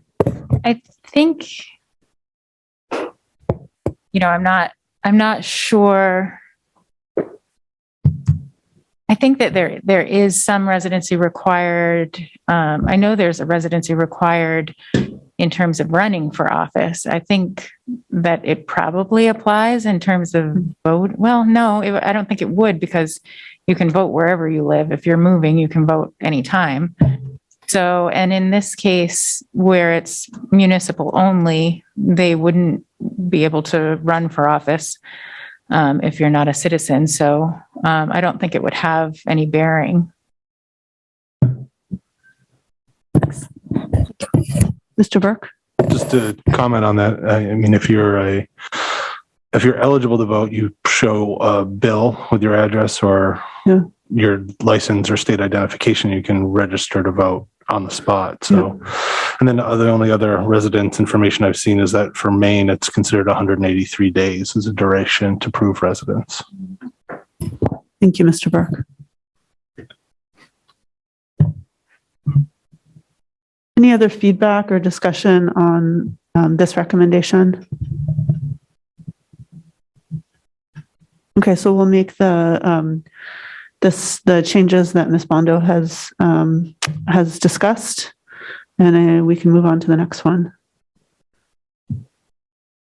So the next one is adopting clean elections. I don't know that much about it, so if somebody can help me on that. Ms. Trevara, do you want to take the lead on this one? Sure. So adopting clean elections would create a municipal level election system similar to the state clean elections, whereby it's a publicly funded campaign. And this is something that is under consideration by the Charter Commission. And I think in our discussions, we talked about that we all felt supportive of it. So that's all. Ms. Chung? Can I just ask a very general question about this part? Absolutely. Is how do we regulate like who's funding, like whose campaign? Is that what this point is talking about? Yes. So this creates there's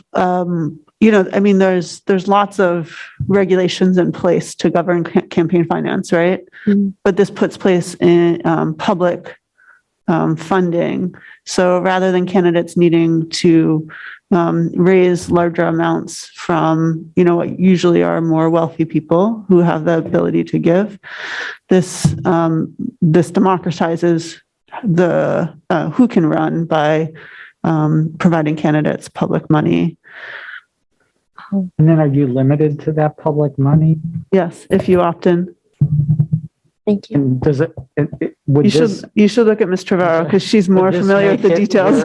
where it would be required that all of our elections be that way, or? No. No, I think, it used to be required that there used to be some requirement that about like matching funds and so forth, but there have been some court cases over the years at the federal level that have made it so that it can't be compulsory. And just to Ms. Chung's question, the usual justifications for publicly funding campaigns is that it eliminates private interest and it levels the playing field for candidates. Some candidates are capable of raising more money than others. But if you have access to kind of a set sum of money, then you have, have some fundraising equality, I guess you could say. It also frees up candidates to do the work of talking to voters rather than having to focus their time raising money, which is a reality for candidates. But somebody could still go and raise a whole bunch more money than what somebody They could. that's publicly funded. They don't have to run as a clean elections Right. candidate. You have to, yeah. And that was the court decision a while ago that it can't be mandatory. So you opt into it, but you don't have to. So you could technically, if you opt to be a clean election candidate, you can only raise whatever the maximum amount is allotted by the clean election law. And your opponent could theoretically go out and raise more private funding. But, in that calculation, you would consider whether you on your own would be able to raise, as much as you were allotted by the public funding system. And it would still kind of give you an advantage.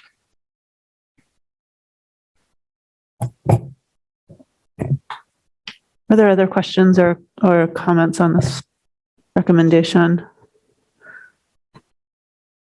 Okay, if not, I think we can move to the CIP recommendation. So the next one, this is the one of the ones that we revised as a result of the additional conversations with our attorneys. So this is where in the preparation of the CIP, we would have a joint committee. So it could be, for example, the two finance committees of the board and the council that would review both of the CIPs side by side and ultimately make adjustments and advance a recommendation to the council. So to sort of contrast that with the current process is there is a set amount that is established by the city. We, as a school district, have our priorities. We put forward our recommendations, and then those are, approved at the city manager level and brought as part of the overall city package to the city's finance committee and subsequently to the city council. So this puts us, back in, if you think of the principle of equalizing the footing of the board and the council, it says there is a joint commitment to trying to figure out, if this is how much money is available for facilities improvements, what's the right distribution of that, and that the board has the same level of vote in making that decision as the council's finance committee does.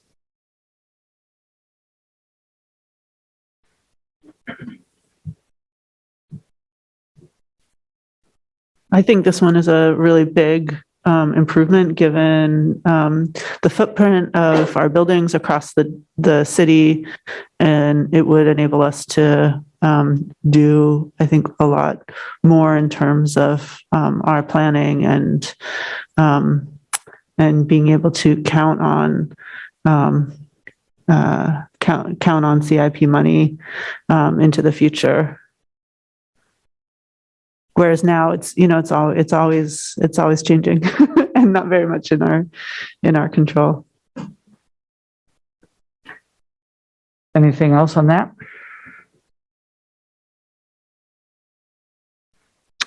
So the next one is brand new, and this is again consistent with the memo that we got from from Drummond Woodsum.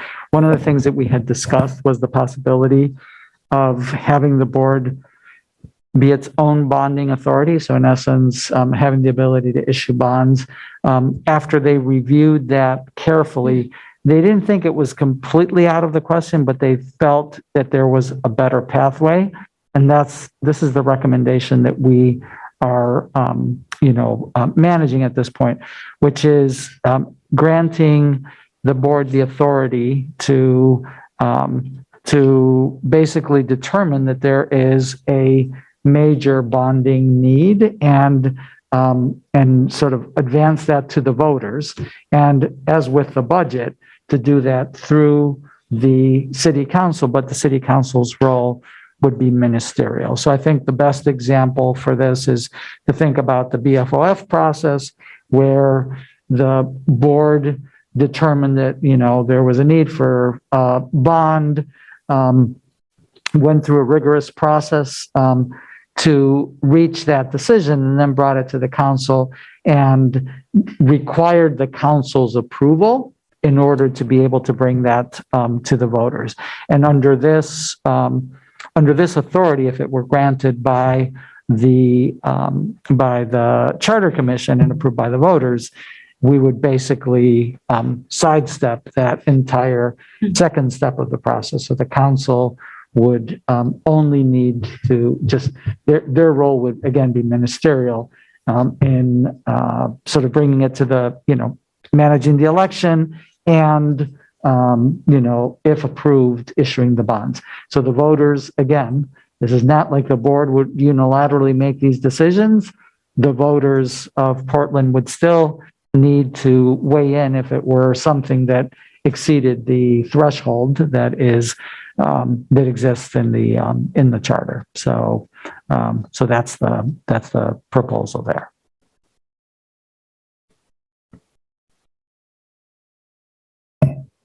Any questions or discussion on this recommendation? Mr. Youssef? Yeah, thank you, Chair. So is this going to be separate than the budget? It's a similar process as to the budget in terms of removing the oversight authority for the council on those decisions and sort of placing the board at the par with the council and, using the authority vested by the state of Maine to make educational decisions at the school board level. And then, of course, in those places where there's a requirement that the voters actually weigh in, that still remains there, but that there isn't sort of an intermediary role for the city council. Thank you. Thank you, Mr. Youssef. Mr. Youssef, are you good on this one? Yes. Okay. Your face looked. Thank you. Yeah. Okay, great. Thank you, Mr. Superintendent. I think we're good to move on. Okay. So the next one, there are some changes to it, and I think this is consistent with what we discussed in our workshop on this at the last meeting. And so what this does is it, in the case where which is the case that we're in right now, that it allows the school board to make a nomination rather than we had originally proposed the chair to make a nomination to fill any open school board seat with an interim appointment until the next election. So with that, the only thing that we did here is remove the chair and make it the school board that is making the nomination. I'll say on this one, I I don't support this change. And it's not because I'm the chair, because I will not be me when this, if this recommendation were to be adopted by the Charter Commission, I will no longer be chair of the school board. But I do think it is the chair of the school board who's thinking about the composition of the school board, the work before the board, the strengths and challenges of the board. And so that person who is best positioned to think about who would be the right person to fill any vacancy. So I do believe that it should be the chair who nominates someone to fill a vacancy with the subject to a vote of the school board. And I will also note that we don't, our appointments committee, if the implication here is that it would go through the nominations committee, our nominations committee is not active and hasn't met at all this year. Ms. Chung. With this revised plan, would student reps be included in that of like making nominations for vacant spots? No. Yeah. So the student reps are, there's, so we have an example where Ms. Hill graduated, and so there's no election that happened to replace Ms. Hill, and we've just basically done without her, without a representative from PATHS for the better part of the fall. So it would not be the same thing for nominating a replacement. Right now, the charter specifies for the elected board members that if there is a vacancy, that remains until the next municipal election. So in our particular case now, as Ms. Trevorrow rolls off, that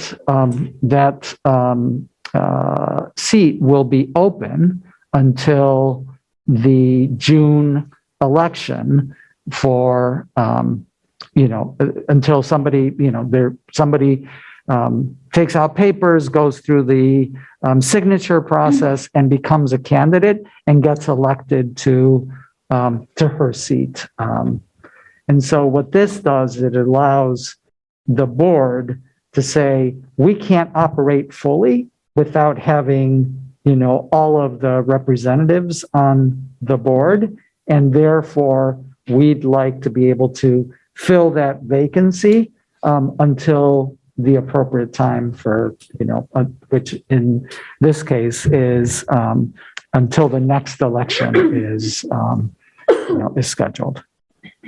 That makes sense. I feel like a lot of these different points are a little bit new to me, so I appreciate the explanations. Ms. Bondo. Thank you, Chair. With all due respect with your comment. So I feel like I'm in favor to that portion because I feel like the board should be working as a whole entity, because I remember we have a different committee, and I think the appointment committee, if it's not active, because it's nothing to be done as appointment. So, I mean, when something happened, then we have to nominate. I think the process then we did a couple of years ago with the building really worked really well. We got a lot of diversity on the table. We were able to analyze the nomination of each person individual, and then we brought that one back to the whole board, who really went to the process. I think that's why we talk about democratic process. I think that's going to be the fairness as a board, as all of us are the public elected. That's why I really support that line much better. Thank you. Ms. Russell-Better. Thank you, Chair. Can I just clarify, since the language says now, allow the school board to make, and it doesn't say appointments committee, is that to allow the charter to give that flexibility and then to be later determined? Because as it is, it doesn't. I mean, there's. I don't think we want the charter in the minutia of our committee process. Okay, so this seems like this leaves that it wouldn't necessarily be through the I mean, Appointments committee. the board would need to come up with a process for Yeah. making that decision. So, right now, our structure is the nominations committee. So that would be the way that, you could revisit that. You could decide it's different, that it could be the finance committee that's going to make that decision, or, a special ad hoc, committee that would, that would do it. But under our current, and I think to Ms. Figdor's point that, we don't want the charter commission to determine that. So this basically says ultimately, no matter if it's, an ad hoc group or it's a, or it's the finance committee, to use my example, it would still require the majority vote of the board, which is the same now for appointing people to the building level advisory committees and so on. Okay, thank you. Mr. Burke? Thank you. I appreciate your perspective as chair on what the strengths are. And I think that would lend itself well to the group process so that those considerations would be brought forward. And I think by having it as the school board to make a nomination through a process that we direct also brings up the more democratic principle to ensure that that decision's being made in an as democratic way as possible in lieu of the voters themselves making that choice. Okay. It sounds like there's quite a lot of consensus around this point, so I'm happy as it is written. So thank you everyone for the dialogue. And then the last one is, again, to the current situation, that if a candidate wins an open school board seat, so we actually go through the process that we just described, and it's the term that they run for in June is a term that expires in November, that they don't need to run for reelection again, but rather that term is for 3 years and 4 months. Mr. Burke? That makes sense to me, but to backfill back into where we were on the nomination piece, I'm just curious if there's any resolution to the consideration of that kind of giving a leg up to someone that is nominated and appointed to the board that may also seek to run compared to somebody else that may be their challenger. We had that conversation, but I don't feel like it was resolved in terms of what we thought about it. I think that is a reality. Someone who is nominated and approved by the school board to serve in an interim capacity, then probably does have a leg up in an election that would follow. I don't know that there's a way around that because we do need that seat filled. And we wouldn't want, I wouldn't want to disqualify someone who we nominate and ultimately appoint, because we want the best candidate for the interim period as well as, longer term.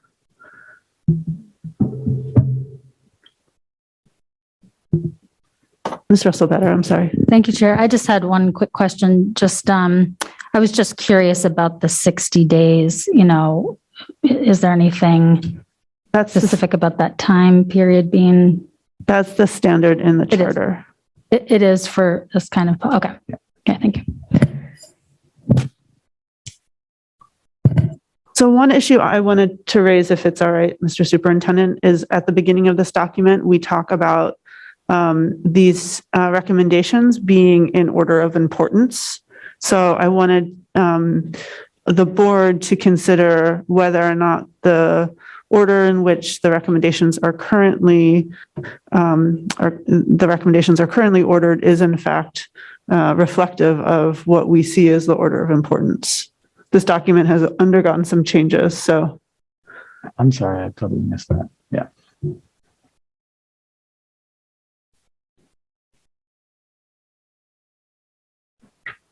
Ms. Thompson? Do we need to put an order of importance because they all seem to be pretty equally strong?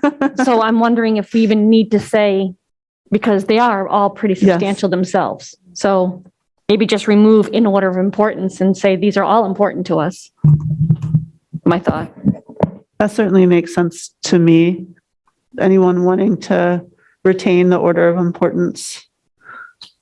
I would say the budget would be You want to keep the budget? number one. I mean, it still is number one in terms of the order, so it doesn't change that. But if we just say, if we remove the in order of importance, then, you know, it's just the first one that you see as opposed to knowing that that's the one that we prioritize. But maybe to Mr. Youssef's point, maybe, for instance, in the letter that we use to convey these recommendations, we could highlight that our recommendation around the budget is our number one top priority as a school board. Would that be satisfactory to everyone? And then along with that, we'll remove the order of importance language. Okay, I think that makes a lot of sense. Thank you, Ms. Thompson, for that recommendation. Okay, so if there isn't further discussion, we can move to public. So I'm going to assume there's no more questions on the recommendations. And what I'm going to do, just to spell it out for everyone, is I'm going to move to public comment. I think we first need to. We had. Oh, we already have. We had a motion and a second. So I'm going to move to public comment and then final discussion and then to a vote. So this is just moving us past the questions. Okay, I don't see any objections. So we're going to move to public comment. So this is now public comment on the school board's recommendations to the Charter Commission. And if you would like to comment on our recommendations, please use the raise your hand features in Zoom. Okay, seeing no hands, I'm going to close public comment and move to board discussion.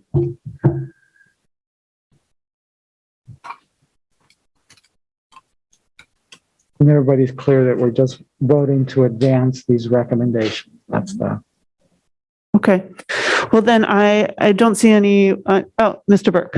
Yeah, sorry, I'm just toiling internally about where to put one item that hasn't been raised thus far, and maybe I should have done it in questions, and I apologize. But the issue of whether student representatives can have a vote is not something that was raised through this, and I don't know if that ends a binding vote or a vote that counts beyond the tally, you know. And I know across the country, it's not clear where that lays in terms of trends and how many districts actually do that, but I don't know if it has to end up in the charter or it can be within a district policy or that sort of thing. But I just feel like a big thing's happening, and I'd be remiss not to bring up that topic. Yeah. It's a good topic to bring up. I've not, seen this myself, but I know that we've asked that question from our attorneys before, and that state law precludes non-elected members of a legislative body from having votes that can tip one way or the other. If you would like, we can get a memo from our attorneys sort of outlining that. I know that I've thought about asking for it a number of times when I've gotten that, never have. But that's my understanding from previous discussions on this topic. And I think I heard you say you've heard that as well. So. Yeah, it sounds like we need that in a frame for when the perennial question comes up. So thank you. Thank you for raising such a good question, Mr. Burke. Ms. Chung.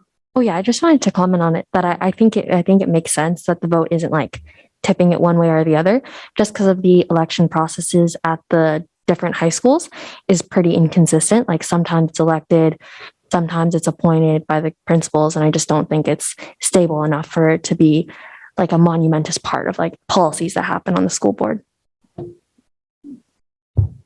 Thank you, Ms. Chung. Okay, is there any other discussion? In that case, I want to thank Ms. Trevorrow for starting this process. It was your suggestion that we engage in the Charter Commission process specifically with recommendations. So I want to thank you for making that recommendation, also for chairing the Finance Committee as we deliberated on this issue. I want to thank the superintendent for a lot of work that went into figuring out our legal authority. And also Aga Dixon for her really diligent work and I think willingness to look outside the box, and not just look to what other districts in the state have done, but to look at what is possible. That to me is pretty exciting, that we should be striving for what's possible, not just what has been done in the past or what's been done elsewhere. And I want to thank the full board for engaging in this process. I feel like we've come to some really strong recommendations grounded in what is legally feasible, and that would make a tremendous difference in our work with the city council and in our overall work and effectiveness. So thank you so much, everyone. And by roll call vote, please indicate whether you support authorizing the chair to finalize and deliver the school board recommendations to the Charter Commission. Mr. Superintendent, will you please call the roll? Yes, Madam Chair, Ms. Bondo, Yes. Mr. Burke, Yes. Ms. Russell-Better, Yes. Ms. Thompson, Yes. Ms. Trevorrow, Yes.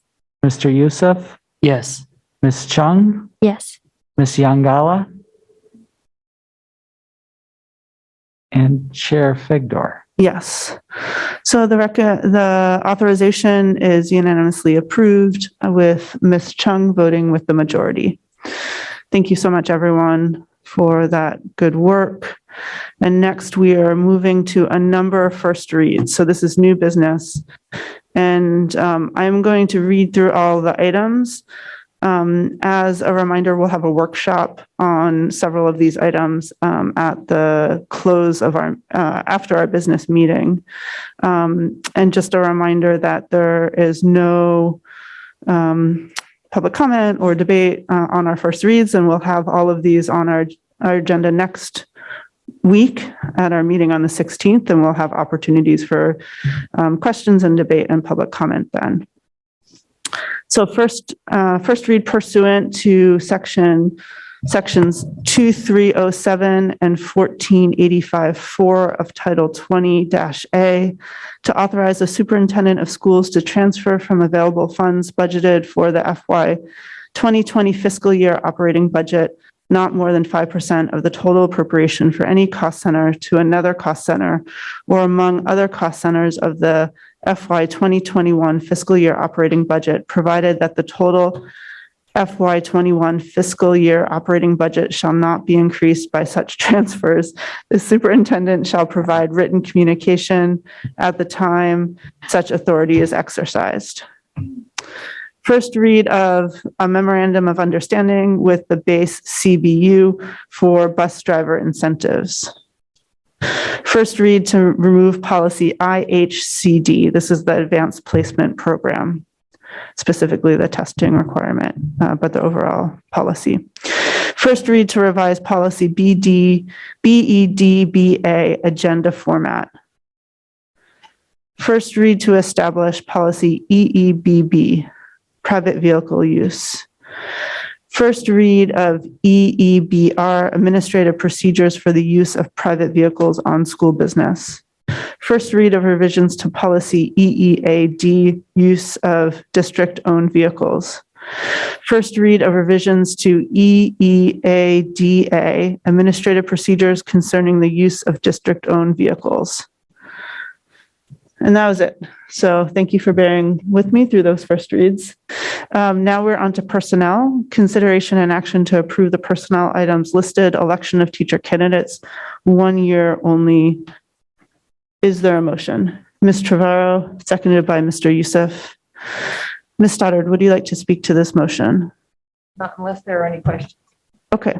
Are there any questions from the board? Mr. Burke. I just want to note that I think content is in the wrong place, perhaps, on board docs. Mhm. Yeah. Thank you, Mr. Burke. Okay, there's no public comment on personnel items, so is there any board discussion? Seeing none, by roll call vote, please indicate whether you are in support of action to approve the personnel items listed, election of teacher candidates, 1 year only. Mr. Superintendent, will you please call the roll? Which ones are probationary and which ones are? Yeah. It's not differentiated. Okay. So we have right now, we're considering the 1 year only candidate, correct? Mm-hmm. Yeah. And then we're moving to the probation. I believe it's in the agenda, directly in the agenda. Yeah, but the first one that we have is election of teacher candidates 1 year only. That's correct. Items. I'm not seeing what the problem is. In the body of it. Right. So there's in the body, it says, that we're asking you to vote on the appointment of Dominique Matozzi, right? And then the personnel item, the attachment that's there has that, but it also has the other one. Correct. So that one is replicated in both. So there's a single document that has both the 1 year only and then the 2 probationary teams. Mm-hmm. We're confusing. That's Okay, so just to clarify, right now we're voting on the 1 year only election. Mr. Superintendent, will you please call the roll? Yes, Madam Chair. Ms. Bondo, Yes. Mr. Burke, Yes. Ms. Russell Better, Yes. Ms. Thompson, yes. Ms. Trevorrow, Yes. Mr. Youssef, Yes. Ms. Chung. I'll abstain from this one since I was in the restroom.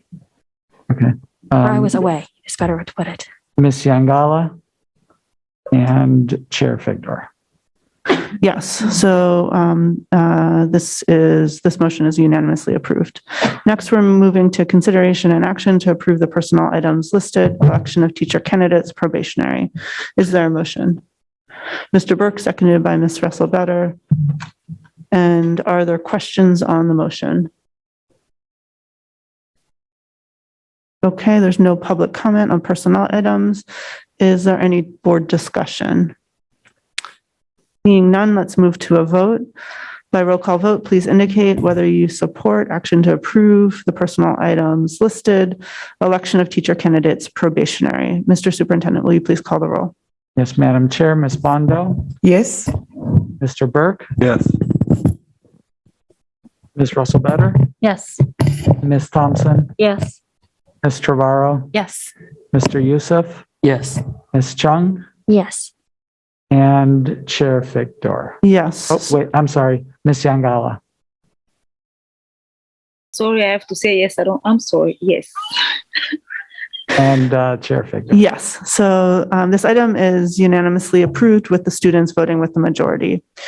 All right, it is 8:02 and we are ready to adjourn. I wanted to just point out a few things. First, after we adjourn our business meeting, we're having a workshop on several of the items that we considered on first read tonight.